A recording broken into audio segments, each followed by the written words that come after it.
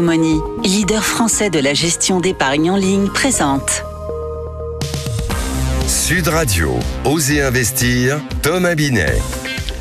Comment placer ses liquidités en banque? On va y répondre dans un instant. Et on notre grand témoin, Julie Bachet, directrice générale de Vous Financer, qui est un courtier en financement. Comment financer ses investissements en 2025? C'est la question à laquelle elle va nous répondre.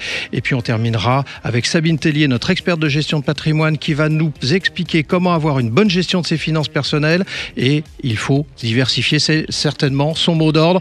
C'est parti, c'est tout de suite, c'est maintenant. Sud Radio, Osez investir, le conseil de la semaine. Sabine, aujourd'hui on va se poser une question sur un sujet crucial. Comment bien placer ses liquidités pour qu'elles ne dorment pas sur un compte en banque? Sabine, première question, faut-il garder beaucoup de liquidités disponibles sur son compte courant? Surtout pas. Beaucoup trop de personnes laissent de l'argent dormir sur leur compte à vue alors qu'il ne rapporte rien et perdent la valeur avec l'inflation. L'idéal, c'est de garder l'équivalent de 3 mois de salaire sur un livret d'épargne, comme le livret A par exemple, et c'est sans risque, défiscalisé et rémunéré à un taux intéressant. Alors justement, en parlant de rendement, Sabine, où peut-on placer ses liquidités pour obtenir un meilleur taux sans prendre de risques ? En complément des livrets réglementés, il y a plusieurs options. Les comptes à terme qui offrent un taux fixe ou progressif selon la durée d'engagement, ou encore des livrets à taux boostés proposés par certaines banques en ligne. Attention, ces taux boostés ne durent pas que quelques mois. Il faut donc bien vérifier le rendement après cette période. Et pour ceux qui souhaitent une solution à plus long terme, tout en sécurisant leur capital ?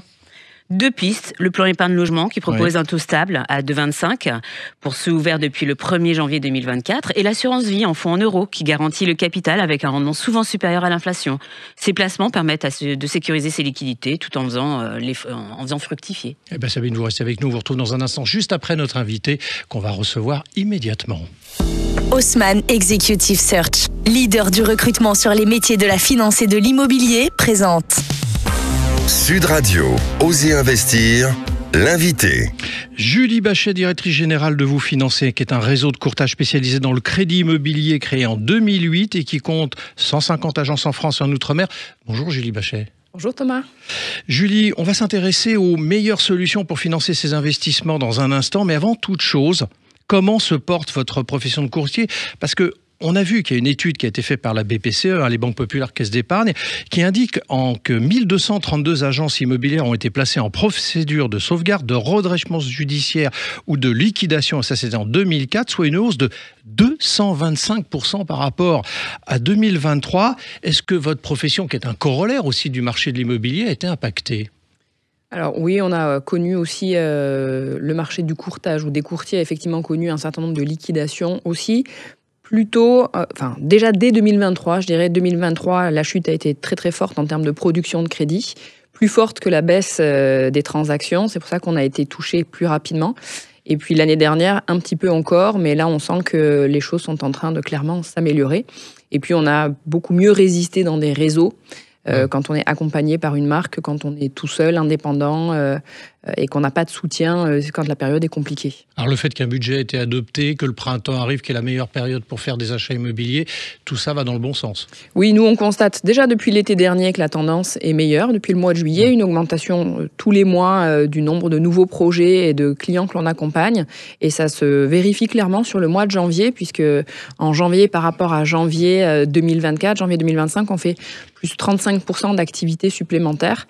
Donc on constate qu'effectivement, il y a un dynamisme beaucoup plus fort sur le marché de l'accession et de l'investissement que ce qu'on a pu connaître en début d'année 2024.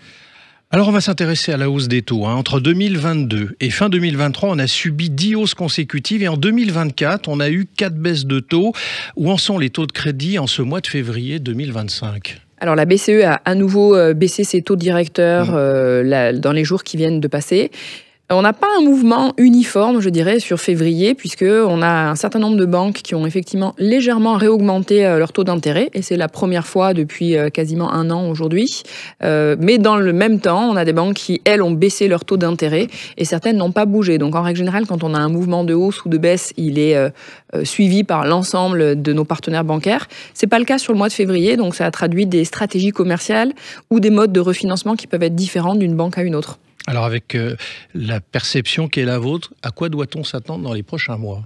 Alors, Là, je pense qu'on est sur un épiphénomène de légère hausse de taux. Ça ne devrait pas durer sur toute l'année. C'est toujours très compliqué de se projeter sur les taux d'intérêt. D'ailleurs, tout le monde s'est trompé en 2023 et en 2024. Pour autant, la BCE annonce plutôt des baisses de ses taux directeurs, ce qui, en règle générale, se traduit par une baisse des taux d'intérêt. Alors, on va essayer de pratico-pratique pour nos auditeurs qui se posent la question. Justement, on est en février, je le disais tout à l'heure, le printemps va arriver. Donc, c'est le moment de se poser la question de savoir comment investir. Eh bien, justement, quelles sont les bonnes conditions, si conditions il y a, pour emprunter pour un investissement qui devrait être réussi pour celui qui va le contracter ? Alors sur un investissement locatif, ce qui va être primordial aujourd'hui, étant donné qu'il ne va plus y avoir de dispositifs fiscaux dans le neuf, il va y avoir un report évidemment sur le marché de l'ancien, et là il va être nécessaire d'être vigilant sur le diagnostic de performance énergétique, puisque la réglementation se durcit sur ces sujets-là. Et par exemple, des logements G ne peuvent plus être mis à la location. Donc si vous achetez ce type de logement, il faut d'ores et déjà prévoir qu'il y aura des travaux à faire d'amélioration de la performance énergétique. Autrement, vous ne pourrez pas les louer. Alors justement, cette modification du DPE, vous avez raison de le préciser avec la classe G, est-ce qu'il y a des conséquences sur l'octroi de crédit pour les investisseurs ? Alors oui, puisque les banques, effectivement, si elles financent un investissement locatif en G, elles vont demander à ce qu'une enveloppe soit mise de côté pour les travaux, soit via de l'apport, soit intégrée dans le crédit. Et puis si le logement est G, elles ne retiendront pas les loyers futurs à venir dans le calcul de l'endettement du client. D'accord. Donc ça, c'est vraiment le truc qui va changer sur ce type d'investissement. Oui, alors c'est un mouvement qui s'est déjà mis en place, y compris sur l'accession d'ailleurs. Aujourd'hui, toutes les banques demandent dans le cadre d'un crédit immobilier la note du DPE du logement qu'elles vont financer, puisqu'elles savent d'avance qu'un logement qui est très énergivore, c'est un logement qui sera plus difficile à revendre et donc un crédit qui sera potentiellement plus difficile à solder. Alors, je voudrais qu'on s'intéresse ensemble un peu au phénomène du taux d'endettement. C'est quelque chose dont on parle sans vraiment en parler pour celui qui veut contracter un emprunt. D'abord, c'est quoi ? Comment on peut définir ce qu'est un taux d'endettement ? Alors, le taux d'endettement, c'est un calcul qui est fait entre le total des charges divisé sur le total des revenus. Donc, c'est-à-dire que tous les crédits vont être additionnés, tous les revenus vont l'être aussi, et il faut que ce rapport soit inférieur à 35%. 35%, ça, il faut l'avoir en tête.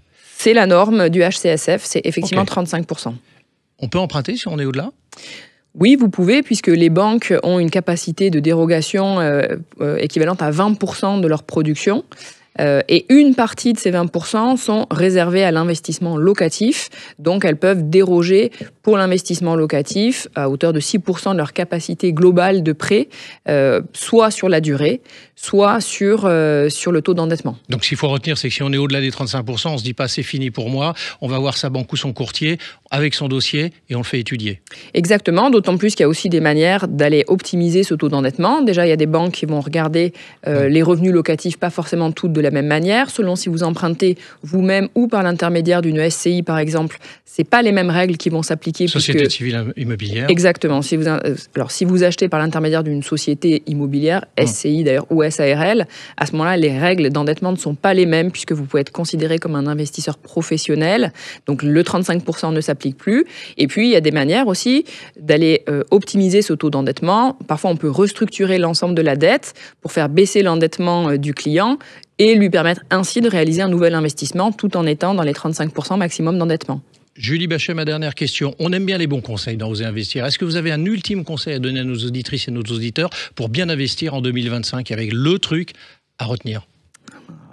Oui. Je pense que c'est bien préparer son projet. Ça, c'est essentiel de toute façon. Et le préparer avec un professionnel, c'est important parce que ça peut permettre de voir quel est le meilleur angle pour réaliser son investissement. Et puis, mon conseil, c'est ne pas attendre que les taux baissent, mais plutôt profiter des marges de négociation qu'on a aujourd'hui sur les biens immobiliers, puisqu'autant on pourra renégocier son taux de crédit, autant on ne pourra jamais renégocier le prix d'achat d'un bien immobilier. Et c'est maintenant parce que c'est le printemps. Merci à vous, Julie Bachet. Et je rappelle que vous êtes la directrice générale de Vous Financer. Merci Thomas. Sud Radio, Osez Investir, le coin de l'expert. Sabine Tellier, vous êtes consultante en gestion de patrimoine et gérante associée chez Berger et Associés. Sabine, vous dites qu'on doit parler de diversification quand on aborde les finances personnelles. C'est ça votre sujet ? Exactement, Thomas. C'est ne pas mettre tout dans le même panier. C'est-à-dire, c'est vraiment investir sur différentes zones géographiques, sur différentes classes d'actifs. Mais pourquoi c'est crucial pour vous ? Surtout en ce moment avec l'actualité, on nous rappelle chaque jour que l'instabilité géopolitique et les tensions économiques, crise énergétique, même les nouvelles technologies longtemps considérées comme sûres, sont confrontées à des incertitudes. Et donc du coup à des chutes en bourse sur certaines grandes entreprises, tech par exemple, ce qui est donc du coup ceux qui avaient misé tout sur la même valeur ont perdu gros. Ce que vous voulez dire, c'est qu'une bonne diversification protégerait des crises ? Exactement. Au lieu d'investir exclusivement dans des actions technologiques, par exemple, il est plus judicieux de répartir son capital entre l'immobilier, les obligations ou encore des matières premières comme l'or, qui joue souvent un rôle de valeur refuge en période de crise. Et même sur le plan géographique, il est essentiel de ne pas être uniquement exposé à l'Europe, par exemple, mais aussi d'intégrer des marchés comme les États-Unis, la Chine et d'autres zones à fort potentiel. Alors, on parle aussi d'investissement stratégique et d'allocation tactique. Quelle différence, Sabine ? Alors, l'investissement stratégique, c'est le plan à long terme, comme par exemple avoir 60% d'actions et 40% d'obligations. Alors que l'allocation tactique, ça va être vraiment un ajustement à court terme. Par exemple, on peut renforcer des placements dans l'innovation ou dans des thématiques comme la santé, comme l'eau, en fonction en fait du moment de marché. Donc, plus que de choisir le bon produit, c'est la répartition qui compterait ou qui compte ? Absolument, Thomas. Une bonne diversification stabilise vraiment les performances et évite de subir de plein fouet toutes les crises. Alors, un dernier mot, Sabine, pour finir votre chronique. Pensez long terme et ajustez votre portefeuille en fonction d'un monde qui change. Merci Sabine, merci Julie, et je vous retrouve sur Sud Radio la semaine prochaine. Sud Radio, Osez investir, Thomas Binet. Avec Yomoni, leader français de la gestion d'épargne en ligne.